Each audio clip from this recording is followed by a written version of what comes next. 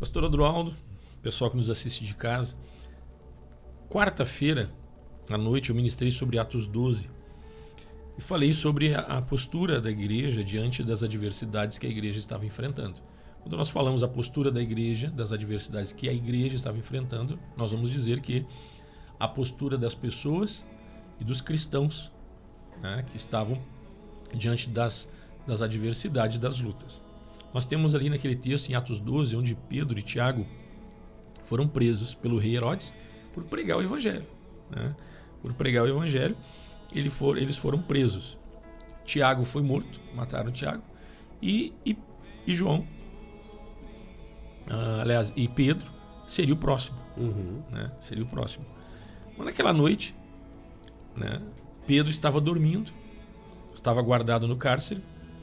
Diz no versículo 5 que havia oração incessante por parte da igreja a favor de Pedro.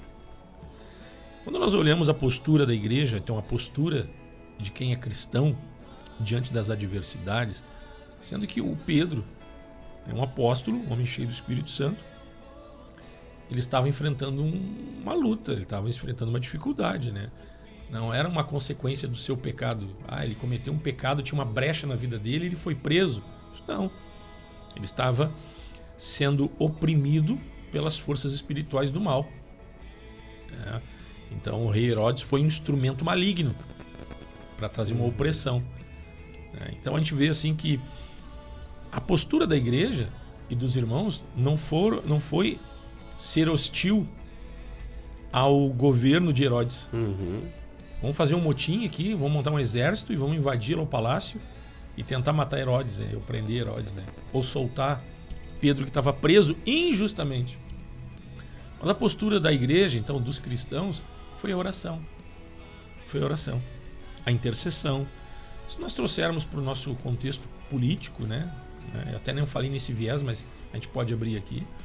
A gente sabe que muita gente não estava contente com o governo anterior, muitos não estão contentes com o atual governo, e provavelmente nós vamos ter sempre algum motivo para não estar contente com um governo ou outro, independente se é de esquerda, de direita, se é de centro. E nós não vemos aqui fazer apologia e nem levantar bandeira de nenhum partido político, nem de nenhuma ideologia. Nós vamos aqui falar da postura, qual a postura e a atitude do povo de Deus, da igreja. Né? E aqui a gente vê o seguinte: a igreja não estava hostilizando Herodes, a igreja estava buscando a Deus, que poderia resolver a situação da sua forma, da forma como Deus quer resolver. Porque às vezes nós estávamos falando até aqui nos bastidores, que quando a carnalidade já está indo para um viés diferente, uma outra pregação, do que nós falamos quarta. É verdade. Né? Então assim, a natureza humana, a gente olha a situação, cada um de nós aqui teria uma alternativa para que o nosso governo fosse melhor. Sim. Provavelmente nós não íamos chegar num consenso. Teria vários grupos com ideias diferentes. E é interessante que uns concordam com impeachment, outros concordam com prisão, outros concordam com a prisão porque o outro era antidemocrático, um golpe, o outro porque o outro estava na cadeia, e cada um vai. E cada um gosta de um, gosta de outro, e cada um vai querer prender o outro, e ninguém vai chegar a um consenso. E cada um vai ter uma ideia diferente. Só que essa pluralidade de ideias e de versões e de visões, as pessoas às vezes querem trazer para o reino. É verdade. Para a obra de Deus. Para a obra de Deus. E a obra de Deus tem ordem. Tem ordem. Então, quando nós olhamos aqui a postura da igreja, né, dos irmãos, diante de uma ação autoritária, de uma autoridade que tinha uma função política, uma função pública, que prendeu injustamente o apóstolo Pedro. E prendeu Tiago e mataram Tiago. Qual foi a postura da igreja? A postura da igreja foi buscar aquele que traz a solução. A solução não parte dos homens. A solução parte de Deus através dos homens que ela escolhe. É verdade. Então, assim, por quê?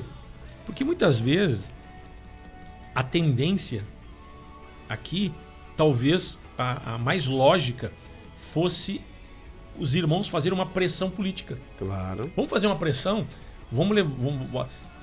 que nem hoje, vamos fazer uma pressão política, vamos ter mais deputado crente, tudo bem, isso tudo é válido, mas nós temos que saber o seguinte: No reino de Deus, a solução vem de Deus. É verdade. E daqui um pouco, quantas vezes já aconteceu, não foi uma nem duas, de chegar um casal e um do casal trazer assuntos para nós e sutilmente querendo nos conduzir, nos manipular para atacar o outro. É ou não é? É, não foi nenhuma nem duas. Nenhuma nem duas. Da mesma forma, às vezes quando as pessoas de alguma maneira nos trazem um assunto para o nosso conhecimento, a gente vai orar. Né? Vai orar. Porque a gente não age de uma forma assim precipitada, né? A gente tem prudência, até porque é a obra de Deus. Claro. E daqui um pouco as pessoas ficam, e aí, como é que ficou? É. E aquela situação? Você tá vendo isso? Tá vendo aquilo? Então, assim, na verdade, as pessoas têm uma ideia de como deveria ser resolvido, como elas não, a função delas não tem essa prerrogativa. É verdade. Elas tentam nos fazer com que nós venhamos exercer aquilo que elas gostariam que fosse feito. Exatamente. Que nós fizéssemos aquilo que elas gostariam que fosse feito. Exatamente. E aí, sendo que a estratégia é diferente. Aqui, a igreja podia fazer o seguinte. Vamos fazer assim, vocês não conhecem alguém no palácio? Vocês não conhecem alguém? Será que a gente conhece alguém que tem acesso ao Herodes? Daí a pouquinho a gente manda um zap para ele, lá para Herodes. Quem sabe a camareira, daqui a pouquinho ela pode conversar com ele, quem sabe não alivia o lado de Pedro. Não, eles foram fazer o quê? Vamos orar. Herodes é uma autoridade, está perseguindo quem é crente. Vamos orar. Vamos orar. Então, veja bem, na obra de Deus é da mesma forma. Quando Cristo glorificou a Deus, né? Quando Cristo glorificou a Deus, e aí nós vamos olhar o seguinte, deixa eu ver o texto que eu falei ontem para os irmãos lá, no centro. Quando Cristo glorificou a Deus, ele glorificou a Deus fazendo a obra de Deus. Né? Ele glorificava o Senhor fazendo o quê? A sua obra. Então, fazendo a vontade do Pai. Né? Ele disse, no João 17,4, eu te glorifiquei na terra, consumando a obra que me confiaste, que me deste, né? Para fazer. Então, as nossas atitudes têm que glorificar a Deus. Agora, em Jeremias diz assim, que o pendor, o maldito homem, vamos lá, abrir Jeremias 17, olha só. Eu já vou largar a bola para ti. Eu tô no meio de campo, tentando espaço para te passar a bola. Não, a gente tá junto, tá tranquilo. No meio de campo ali eu te passo a bola e no meio de campo pra frente é contigo. Quem não tem a bola às vezes tá jogando, né? Arrumando espaço. Ocupando espaço. Abrindo espaço, porque tu puxa o ataque, tu puxa o defensor pro teu lado e abre espaço para mim. Exatamente. Olha só. Interessante. Jeremias 17 diz assim, ó, no versículo 5. Assim diz o Senhor, então é Deus que está falando. Maldito o homem que confia no homem, faz da carne mortal o seu braço e aparta o seu coração de Deus, do Senhor. Maldito o homem que confia no homem, que faz da carne mortal o seu braço. Ou seja, o homem que confia na sua natureza. Faz da carne mortal o seu braço. Então, se eu confiar na minha natureza para fazer a obra de Deus, eu posso ser amaldiçoado. Eu trago maldição para mim. É sério? Eu trago maldição. É forte isso. Pô, então, se eu ajo... Porque geralmente a gente fala em carnalidade, ser carnal, o pendor da carne leva para a morte, nós falamos num viés assim de quem não é cristão, tá agindo o cara tá caminhando pro inferno. Ou tá vivendo no pecado, ou não, às vezes a carne é uma questão de tu não ouvir Deus, né? Fazer só a tua vontade. Exatamente. O que eu penso, o que eu acho. O que eu faço é pecado, mas pode estar longe da vontade de Deus. E aí é uma ponte pro pecado. Isso é fazer o que a minha carne quer. E quando eu vi que a minha carne não faz vontade de Deus, eu estou suscetível a cair no pecado. E aí, olha o que diz, maldito é o homem que faz da carne mortal o seu braço. É verdade. Então, não está dizendo assim, ó, o homem carnal é amaldiçoado quando ele se desvia. Não, o homem carnal é amaldiçoado quando age pela carne. Se ele está congregando ou não, é verdade. Não importa. É verdade. Né? Porque o pendor da carne leva para a morte. E do espírito para a vida e paz. Então, e diz mais aqui, ó. Porque ele será como arbusto solitário no deserto. Já viu que tem gente, às vezes, que não desenvolve no meio? Tem pessoas, assim, o que acontece? Eu não posso trazer o padrão do mundo o que eu sabia, o que eu conhecia, e dentro da igreja eu queria estabelecer aquilo que eu, como eu acho. A gente tem que ser humilde. Quando a gente tem aquele texto que o pastor Isaías citou do salmista Davi, ele disse assim, Senhor, eu ando na minha integridade. Ele não podia mentir. Ele estava falando para Deus. Se ele está conversando com Deus, ele disse, Senhor, eu ando na minha integridade. Se Deus sabe a palavra da nossa boca, antes que saia. Então tu vai dizer para Deus que tu anda na tua integridade, vai mentir para Deus? Não adianta. Então ele estava falando a verdade, ele estava em integridade. Mas ele disse também, Senhor, som do meu coração, examina. É verdade.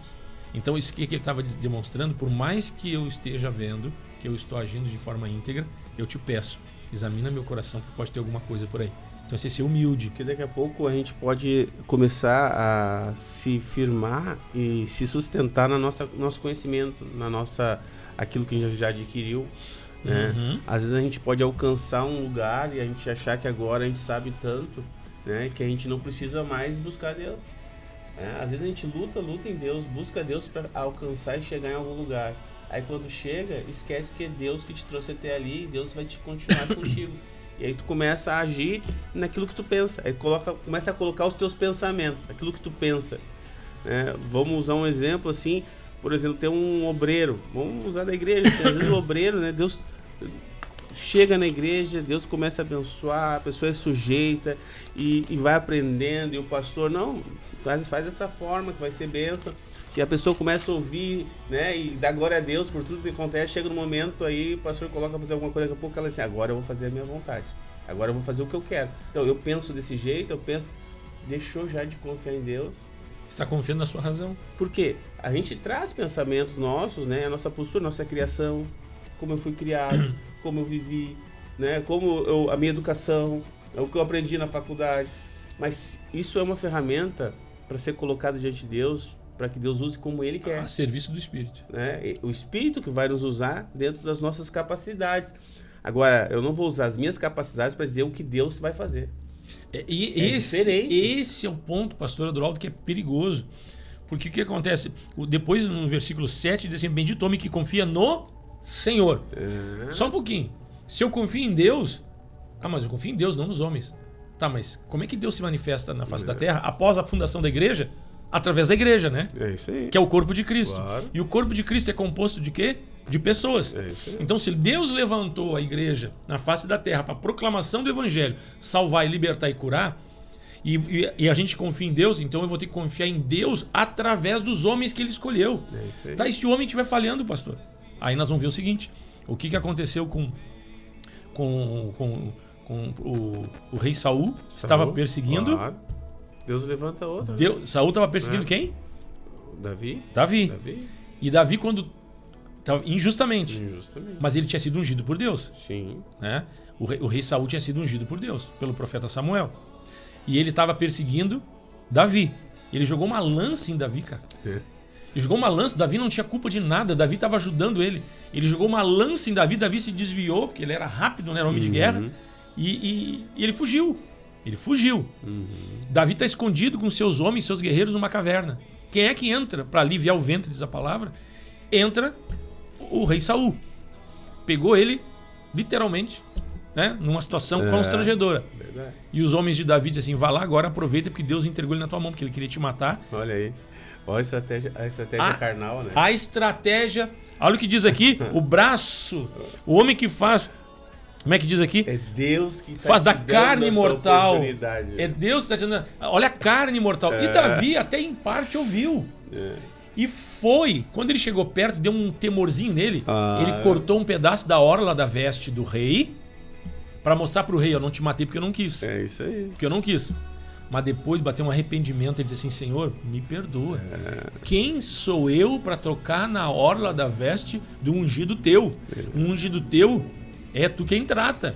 Então o que nós estamos vendo aqui? Nós não estamos nos blindando por ser pastores. Não. Se a gente confia em Deus, nós temos que saber que Deus levantou homens. E se Deus levantou homens, aí nós vamos colocar aqui, Deus levantou homens, pastores, mestres, apóstolos, os 5 ministérios que tem em Efésios, tudo bem. Mas Deus levantou alguém para estar na portaria, Deus levantou alguém para estar na recepção, Deus levantou alguém para estar no estacionamento, Deus levantou alguém para estar no equipamento de som, Deus levantou alguém para estar no louvor, Deus levantou essas pessoas. Então há uma unção, há uma graça de Deus na vida dessas pessoas. Verdade. E se algum deles estiver equivocado, nós temos que fazer o seguinte: confia no Senhor. Que se Deus colocou, É isso aí. a substituição quem faz é Deus. E aí nós vamos ver o seguinte: os homens que estavam lá na frente de Canaã, da terra que manda leite e mel, quando eles olharam as adversidades e viram o quanto era difícil entrar em Canaã, o raciocínio deles não foi espiritual. O raciocínio deles foi, olha aqui, carne mortal. Confiaram em si mesmo. O que eles olharam? Meu Deus, como é que nós vamos entrar lá? Mas é lógico. Eles foram pela lógica. A lógica é, olha só, eles são maiores. Mais numerosos. Né? Cidade fortificada. Olha como é que é Jericó. Como é que a gente vai passar lá em Jericó? Como é que a gente vai entrar naquele lugar lá? Né? Com lança, com porrete, como é que a gente vai fazer isso? Eles estão tudo armado, né? Então, eles não olharam, né, com um olhar espiritual. Aí exatamente, eles fizeram o quê? Da carne mortal o seu braço. O que aconteceu com eles? Morreram todos no deserto e não entraram na terra prometida, pastor. O moço do profeta, né, também, acho que tu falou alguns dias atrás, Segunda Reis, ele estava apavorado, preocupado, assim, puxa, agora eu vou morrer. Tá cercado com um exército na casa do... Eu separei né? Né? E aí o que o profeta assim, Senhor, abre os olhos do moço para que ele possa ter visão espiritual. Né? Olha aqui, ó, olha aqui, eu vou ler esse texto que tu citou. Olha o que diz aqui, ó.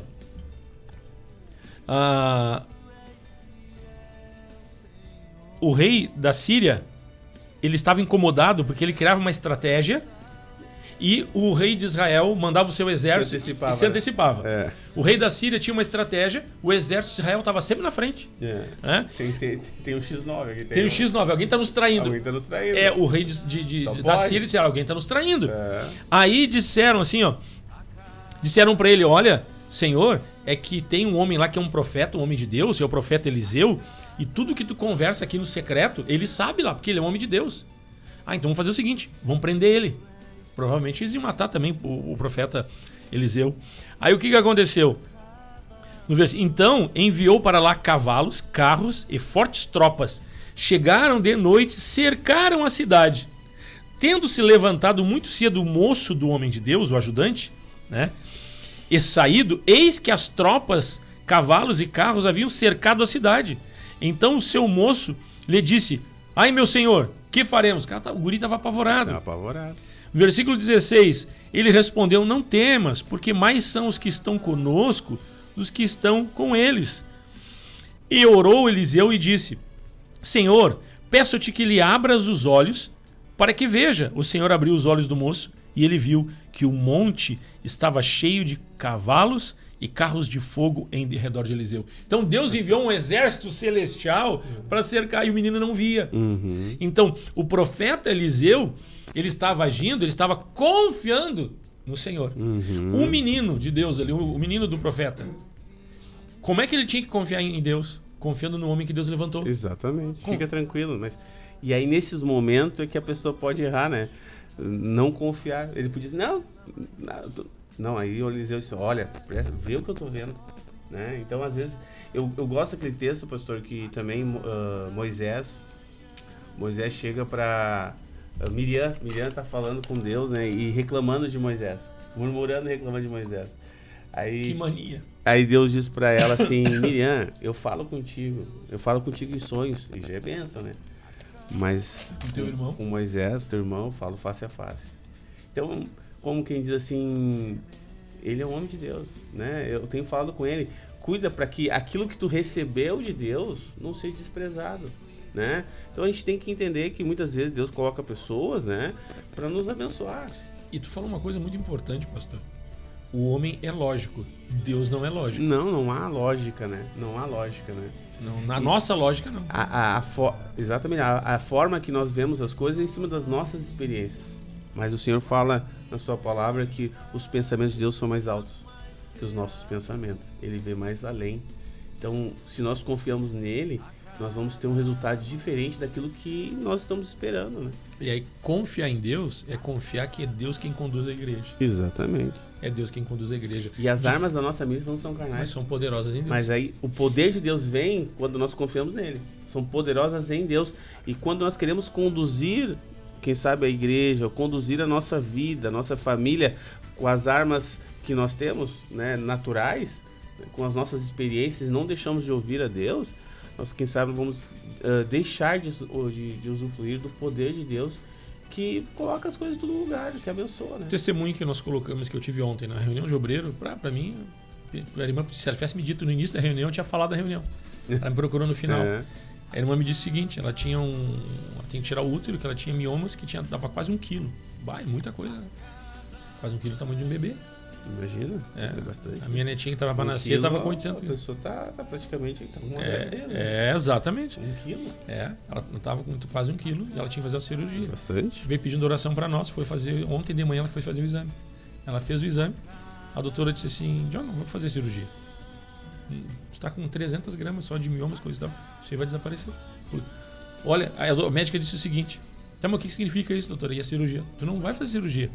E eu vou te dizer uma coisa, tem muitas coisas que a ciência não explica e uma delas foi o que aconteceu contigo. É isso aí. Então, Deus não é lógico. Não é então, lógico. assim, a forma como nós tratamos, né, os nossos irmãos, a forma como nós tratamos os nossos assuntos de ordem pessoal, nós estamos fazendo da carne mortal o nosso braço, estamos confiando em nós mesmos, ou na nossa lógica, ou estamos confiando em Deus.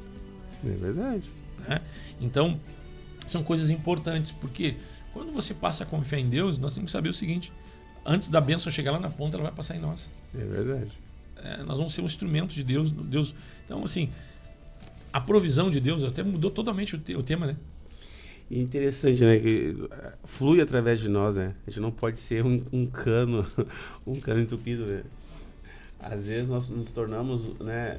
Nós mantemos coisas na nossa vida que entope, né? Entope.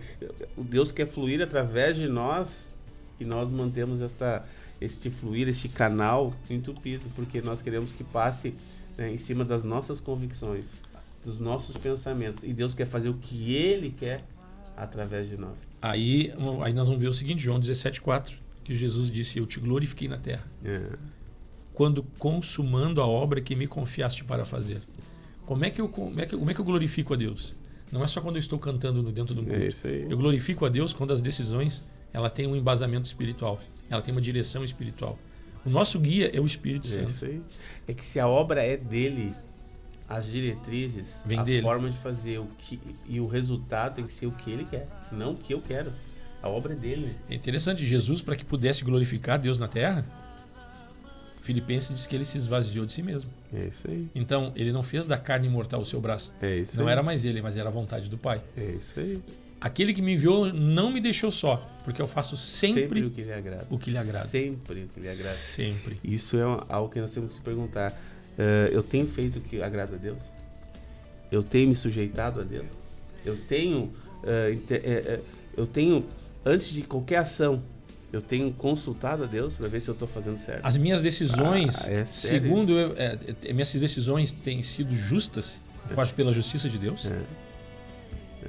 Nós tivemos Às vezes nós queremos, né, chamar a justiça de Deus para um assunto, quer dizer, eu quero que Deus faça a justiça, eu estou dizendo para Deus colocar a justiça dele em algo, mas será que eu estou sendo... Nós tivemos um caso agora nos bastidores que eu falei para ti, nós comentamos aqui, que foi uma postura, uma decisão que nós tomamos, que traria uma certa consequência, que alguém poderia ter um prejuízo.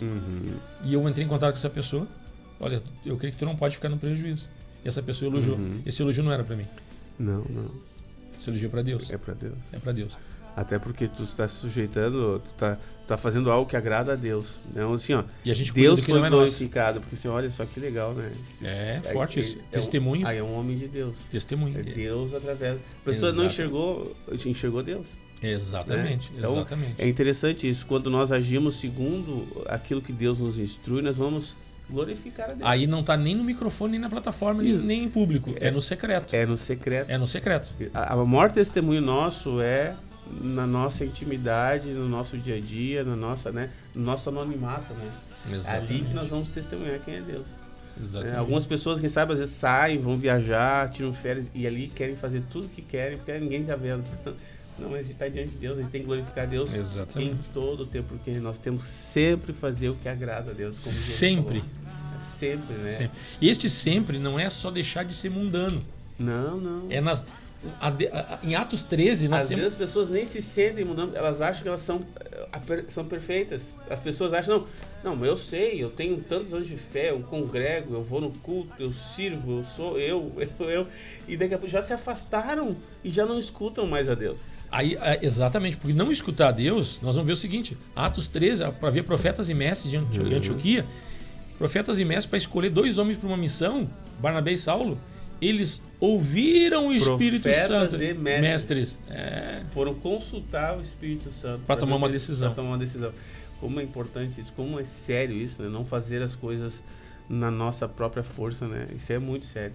E como traz resultado, mas também pode trazer prejuízo à nossa vida, né? Uma decisão mal tomada, pastor, né? Às vezes a pessoa, e algumas decisões, mas eu estou fazendo, tô orando e tomei essa decisão. Como isso pode implicar consequências sérias na vida de uma pessoa? E as pessoas muitas vezes dizem, Deus falou para mim. Poxa vida, isso tem que sério. Confiar em Deus.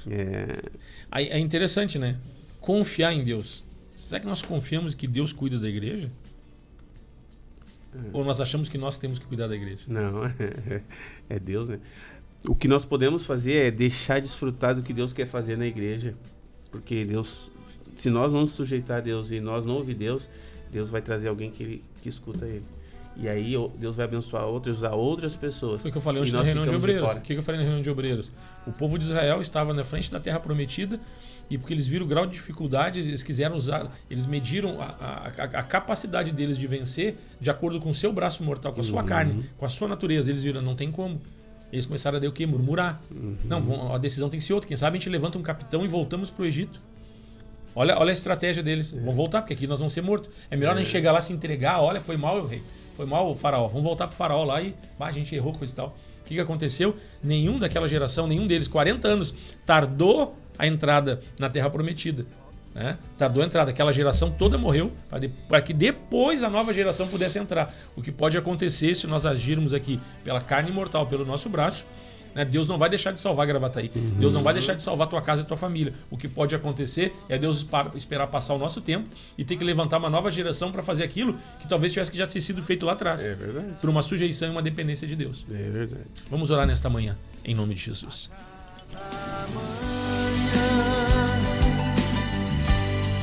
A cada manhã. Obrigado, Pai, nós te louvamos nesta manhã, obrigado por esta sexta, encerramento de mais uma semana. Bem, Deus. Nós te agradecemos, Senhor, estamos numa semana de jejum e de oração e queremos ter um coração limpo, um coração Sim, puro, Pai. para que possamos desfrutar, Senhor, da Tua graça, do Teu amor. Bem, Pai. E juntos nós oramos, Senhor, nos humilhamos diante da Tua presença.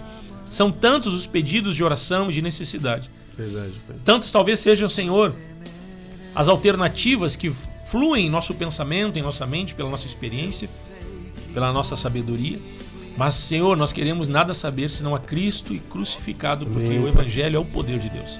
E é nesta graça, Senhor, por meio da fé, que nós declaramos solução onde não há solução. Amém, Pai. Milagre, Senhor, onde não há mais possibilidade de mudança. Amém. Nós oramos, Pai, cura os enfermos, liberta os cativos. Nós ministramos o Teu poder sobre esta família, sobre este lar, Amém, sobre Pai. a Tua vida, sobre a Tua casa, sobre a Tua saúde, sobre as Tuas finanças. Nós te abençoamos nesta manhã, em nome de Jesus. Toca, Deus, com o Teu poder. Nós abençoamos cada um que nos assiste, nos escuta.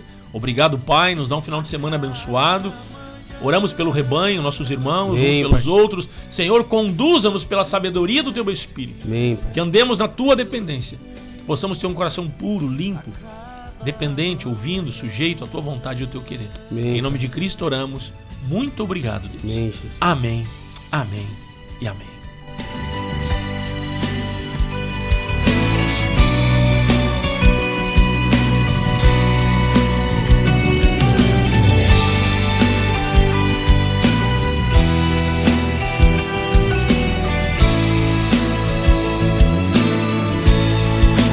Cada manhã,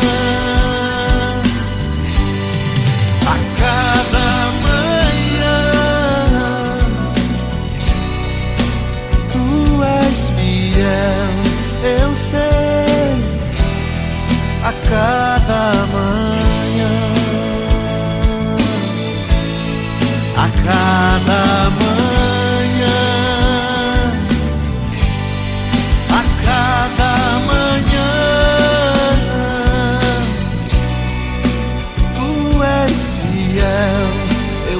Senhor, a cada manhã.